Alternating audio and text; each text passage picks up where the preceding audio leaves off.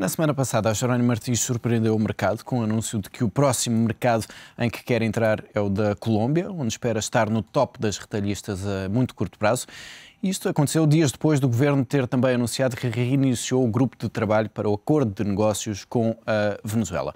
Nos próximos minutos vamos fazer o retrato destes dois países e para isso contamos com a presença em estúdio de Francisco Mendes Palma, diretor da Espírito Santo Research. Francisco, muito boa noite, obrigado por estar aqui. Obrigado. Estamos aqui a falar de dois países que entraram no radar dos investidores portugueses. A Colômbia acabou por surpreender muita gente quando a Jerónimo Martins falou disto, mas de facto, se olharmos entre 2009 e 2010, houve aqui um crescimento de 36% nas sociedades a exportar para a Colômbia. É de facto um mercado para o qual os investidores despertaram agora. É verdade. A Colômbia, a par de um outro conjunto de mercados que a economia portuguesa tem vindo, vamos dizer assim, a descobrir nestes últimos anos, por necessidade, mas também pela capacidade que tem de fazer penetrar a sua presença e os seus produtos em várias geografias. Falando especificamente da Colômbia, nós estamos a falar da quinta maior economia da América Latina, é o terceiro país mais populoso e que, passado o tempo de instabilidade política e social, digamos, estando aí já tudo mais tranquilo, tem muitas fontes de rendimento, tem vários programas de reabilitação e de reestruturação da sua economia que abrem muitas boas perspectivas para todo o tipo da presença económica e comercial de portuguesa nesse país. Mas nesta altura ainda estamos a falar de uma presença que é residual. Portugal, a presença é residual. Para o último ano foram 22 milhões de euros que sem foram dúvida. A presença é residual e os crescimentos que se registram são crescimentos que, embora sendo muito significativos, digamos, entre janeiro e agosto cresceram mais de 30% as exportações portuguesas para a Colômbia. Estamos a falar de números ainda muito pequenos, mas que mostram a capacidade de entrar no mercado. Isso é bastante revelador e a capacidade de entrar no mercado que tem a ver com uma coisa só, que é a qualidade dos produtos portugueses e a nossa capacidade de os levar até lá, que faz com que sejam aceitos muito bem pelos vários consumidores e que se esperam que, digamos, criem oportunidades de crescimento. Mas quando olhamos para a estrutura da economia colombiana, o que é que Portugal pode oferecer? Há esta aposta da Jerónimo Martins no retalho, mas que outras áreas é que podem encaixar bem no perfil das empresas portuguesas? Nós temos uma economia que está muito assente na exploração dos recursos naturais, energéticos e minerais, e que faz daí a sua principal base de geração de riqueza, nomeadamente através das exportações, aos quais depois podemos juntar outra coisa que são as flores, digamos, portanto, para juntar ao ramalhete. Mas aquilo que Portugal pode ajudar tem a ver com todo o conjunto de investimentos que vão ser feitos em áreas de infraestruturas diversas, digamos, para a estruturação, por exemplo, da agricultura e para fazer com que a agricultura seja mais eficiente. E quando falamos aqui de agricultura, não só a parte agrícola, como também a parte agroindustrial.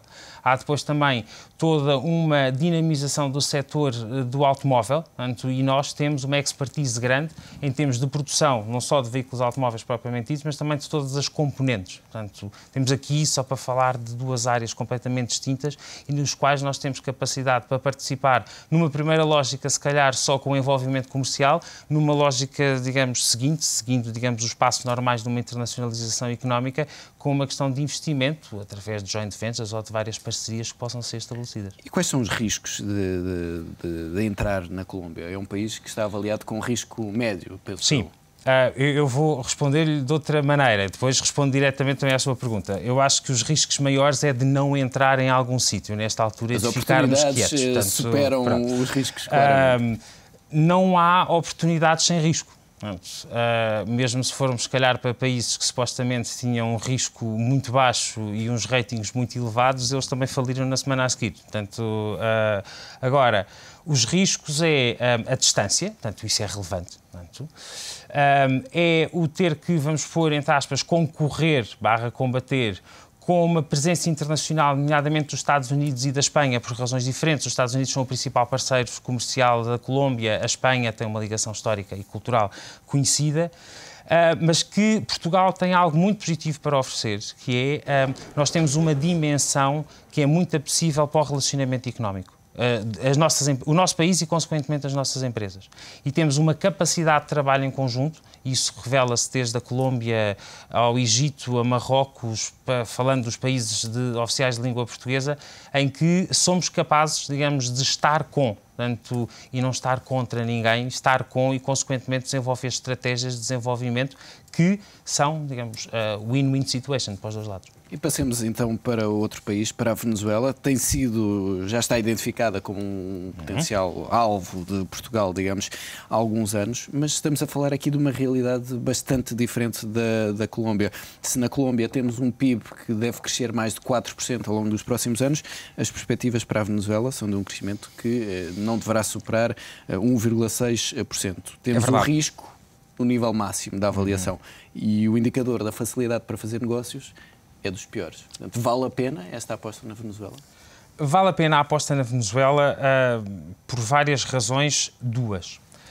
O país tem, digamos, tem demonstrado alguma dificuldade em fazer uma diversificação estrutural da sua economia para reduzir a sua dependência em relação ao petróleo. No entanto, o petróleo, e por exemplo, em termos das reservas provadas conhecidas a nível mundial, a Venezuela é dos que está melhor posicionados, o que significa que as fontes de rendimento para investir, para remunerar as exportações, existem e que não estamos a falar de, digamos, encetar relações económicas com um país que não tem capacidade, digamos, para satisfazer os seus compromissos pelaquela que é a sua principal fonte de riqueza.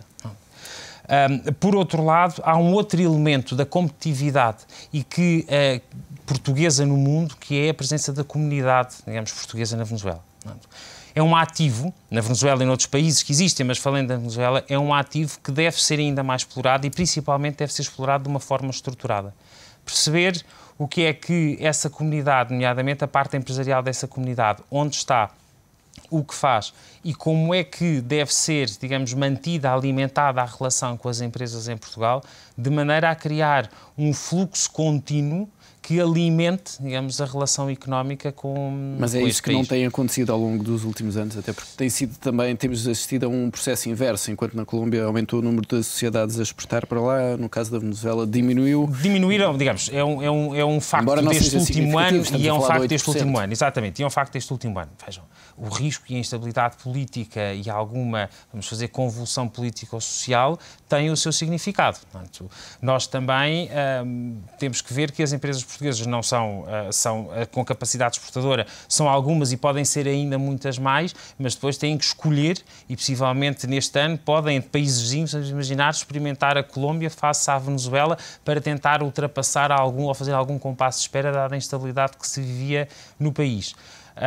No entanto, eu acho que o que é importante é, nós temos aqui um conjunto de países, nomeadamente Venezuela e Colômbia, na América Latina, que tem uma dimensão com a qual a economia portuguesa tem uma capacidade de relacionamento. Não quer dizer que não tenha capacidade de relacionamento com todas as dimensões, mas de igual para igual torna-se mais fácil pela dimensão das operações, que têm uma perspectiva muito positiva do ponto de vista afável, social e cultural com Portugal e que podem também ajudar a entrar naquela área do país, porque nós, naquela área do globo, nós falamos não só dos países, mas também da integração regional que aqueles países têm entre eles, e falando só da América Latina e do Caribe, temos aqui duas plataformas que são umas boas soluções, não são exclusivas, nem são as únicas soluções, mas que são umas boas soluções que devemos experimentar e que devemos experimentar de uma forma sustentada, digamos. Mas no caso da Venezuela, há pouco falava da questão do petróleo, que de facto garante essa capacidade de pagamento, mas também é algo muito volátil, digamos, e é uma economia pouco diversificada, comparativamente com a Colômbia. Comparativamente com a Colômbia, é uma economia menos diversificada e as perspectivas, pelo menos aquelas que são conhecidas dos planos e